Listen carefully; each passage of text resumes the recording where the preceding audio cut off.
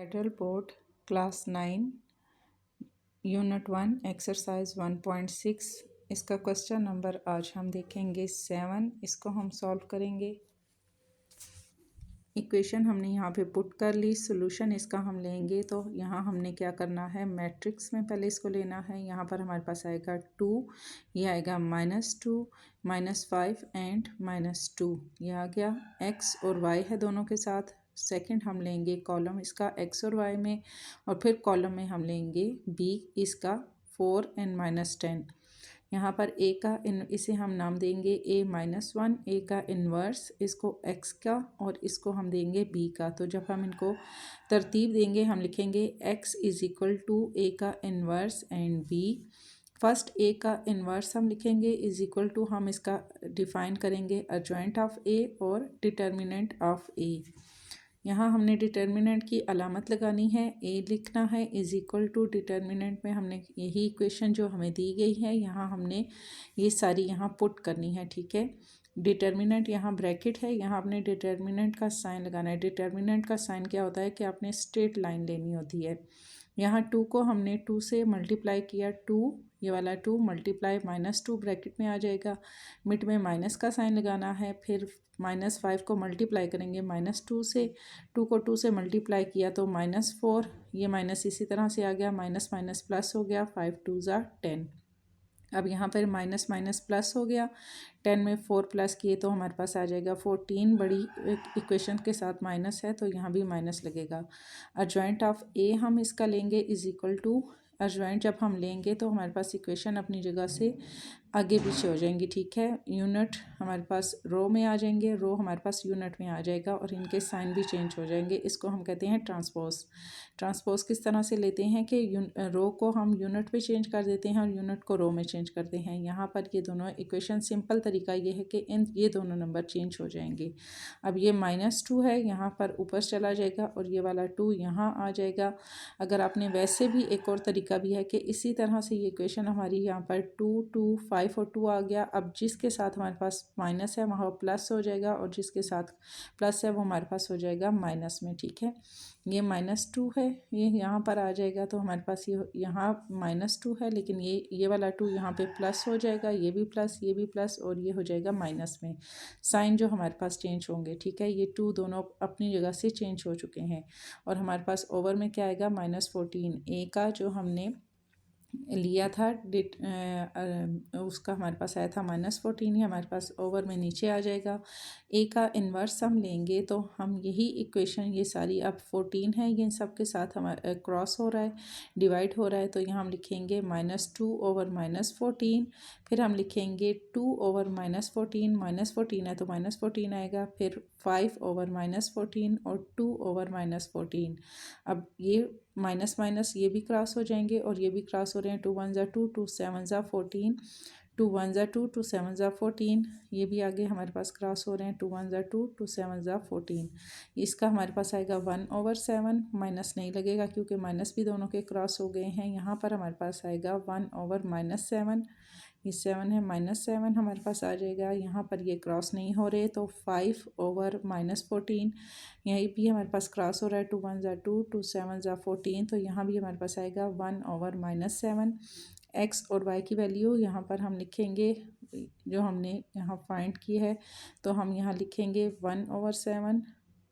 फिर हमारे पास आएगा -1/7, फिर -5/14, -1/7, और b की वैल्यू हम पुट करेंगे। b की वैल्यू हमारे पास 4 और -10। हम इनको आपस में मल्टीप्लाई करेंगे क्योंकि ब्रैकेट है और मिड में कुछ भी नहीं है। 1/7, और यहाँ पर आ जाएगा 4 प्लस -1/7 और -10, फिर -5/14, और यहाँ पर आ जाएगा 4, और फिर यहाँ पर आ जाएगा प्लस मिड में, फिर -1/7, और फिर ब्रैकेट में -10। ठीक है, इन इक्वेशंस को जितनी भी हमारे पास आई थी हमने बी वाली जो इक्वेशन है वो यहाँ इसके साथ पुट करके देनी है हमने ब्रैकेट में। फिर हमने इनको सॉल्व करना है। यहाँ पर है 4, ये दोनों आपस में क्रॉस नहीं हो रही, 4 1 ज़ा 4 आ जाएगा, ओवर में 7 इसी तरह से आ जाएगा, ये प्लस इसी तरह से आ गया। फिर 1/-1/7 है, माइनस माइनस प्लस हो जाता है, और ये भी प्लस है तो ये प्लस हो गया। यहाँ 10 को 1 से मल्टीप्लाई किया तो 10 आ जाएगा, 10 वन ज़ा 10/7। यहाँ पर ये दोनों क्रॉस हो रहे हैं, 2 2 ज़ा 4, 2 7 ज़ा 14, मज़ीद आगे ये क्रॉस नहीं हो रहे तो 5 2 ज़ा -10 हो जाएगा, ओवर हमारे पास 7 आ जाएगा, प्लस यहाँ पर 10 वन ज़ा 10 और यहाँ भी माइनस है, ये भी माइनस है, तो ये दोनों प्लस हो जाएंगे और आगे भी प्लस है, प्लस प्लस प्लस हो गया, मिड में प्लस आ गया और यहाँ पर भी 10/7 आ जाएगा। अब सबके नीचे हमारे पास जो 7 है वो इक्वल है, सेम है, तो हमने यहाँ क्या करना है 4 + 10 हमने ऊपर लिखा ओवर 7, इसी तरह 10 -10 + 10 हमने ऊपर लिखा और नीचे 7 दोनों का सेम है तो ये नीचे आ जाएगा। यहाँ हमने इसको करना है आगे सॉल्व, यहाँ प्लस है तो 10 में 4 प्लस किए 14/7 आ गया, यहाँ प्लस माइनस है तो 10 में से 10 गए तो हमारे पास 0/7 आ गया। ये दोनों आपस में क्रॉस हो रहे हैं, 7 वन ज़ा 7, 7 टू ज़ा 14, तो x की हमारे पास वैल्यू आएगी 2 और यहाँ पर y की वैल्यू हमारे पास है 0, y = 0। क्राइम रूल आगे हम इसका देखेंगे। इसी तरह हमने इक्वेशंस को यहाँ पर लिख लेना है, जो हमारे पास इक्वेशन दी गई है 2 -2 -5 और -2 x और y की वैल्यू हमने लिखनी है, फिर आगे 4 और -10 ये हमने लिखा। अब हम a का डिटर्मिनेंट ले रहे हैं = -4 एंड -10, 2 2 ज़ा -4 और मिड में माइनस आएगा, 5 2 ज़ा हमारे पास आ जाएगा 10, क्योंकि माइनस और माइनस प्लस हो गया तो ये प्लस में आ जाएगा। अब माइनस माइनस प्लस है, 10 में 4 प्लस किए तो हमारे पास आ जाएगा 14 -14। ए एक्स हम डिफ़ाइन करेंगे = ये हमारे पास x की वैल्यू है, ये इसको हम x का नाम देते हैं, इसको हम y का नाम देते हैं।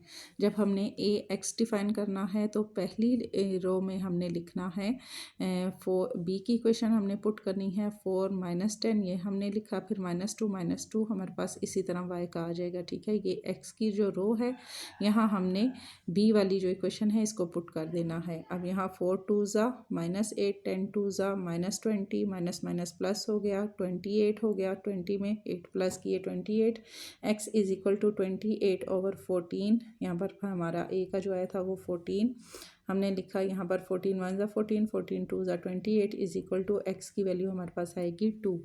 इसी तरह हमने आगे y की इक्वेशन मालूम करनी है, ay = पहली वाली हमारे पास इसी तरह से आ जाएगी, दूसरी रो हमारे पास थी वो y की थी, वहाँ हमने b की इक्वेशन पुट करनी है 4 और -10, यहाँ हमने इनको मल्टीप्लाई किया, 10 2 ज़ा 20 -20, फिर माइनस फार्मूले का 5 4 ज़ा -20, इसके साथ भी माइनस है तो ये -20 हो गया, minus minus plus, plus minus minus, तो यहाँ पर ये माइनस जब हमारे पास होंगे तो यहाँ पर -20 इसी तरह से आ गया, माइनस माइनस प्लस हो गया और ये 20 आ गया।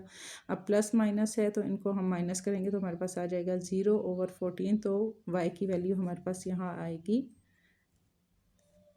0।